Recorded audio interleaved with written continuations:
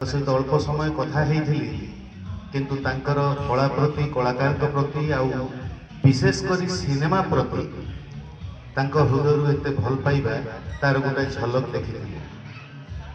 अभिनय जगत सहित मु पिला बेलू चाइल्ड आर्टिस्ट अभिनय करी 4 दशक धरी मोर अभिनय जगत सहित संपर्क नाटक सिनेमा टीवी।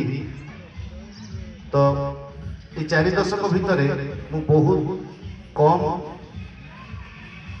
प्रयोजिका को देखी। पार्वती घोष डॉली जेना एवं तांको संख्या बहुत कम। आज गोटे नुआ वर्ष आम मान बड़ खुशी कथा जड़े प्रयोजिका नारी सशक्तिकरण समय आम सिनेमा जगतर मूलदुआ को टाण करने विजयलक्ष्मी मैडम अंटा भिड़ी आसी। तेणु धन्यवाद शुभेच्छा। सिनेमा टी बहुत भल हो।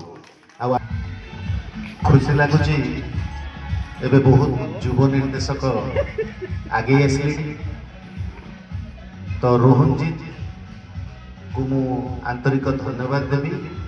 केवल जे से गोटे सिनेमा रे मोर योगदान चाहिए ताहा नुहे। जेतेबेले से स्क्रिप्ट डेस्क्रिप्शन देले सेतेबेले मत लगिला जे आज समय जो युव निर्देशक अच्छा भितर तांकर भिन्नता अच्छी। तेणु मु शुभेच्छा देवी।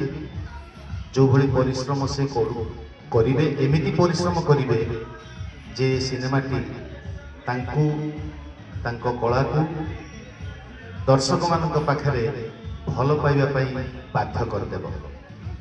धन्यवाद देवी विजयलक्ष्मी मैडम को। तांको सहित अल्प समय कथा किंतु तांकर कला प्रति कलाकार प्रति आउ विशेषकर सिनेमा प्रति तांको हृदय एते भल पाइबा तार गोटे झलक देखी। अभिनय जगत सहित मु पिला बेलू चाइल्ड आर्टिस्ट अभिनय करी 4 दशक धरी मोर अभिनय जगत सहित संपर्क नाटक सिनेमा टीवी। तो ये 4 दशक भितर मु बहुत कम प्रयोजिका को देखी। पार्वती घोष डॉली जेना एवं तांको संख्या बहुत कम। आज गोटे नुआ वर्ष आम मान बड़ खुशी कथा जड़े प्रयोजिका नारी सशक्तिकरण समय आम सिनेमा जगतर मूलदुआ को टाण करने विजयलक्ष्मी मैडम अंटा भिड़ी आसी। तेणु धन्यवाद शुभेच्छा। सिनेमा टी बहुत भल हो।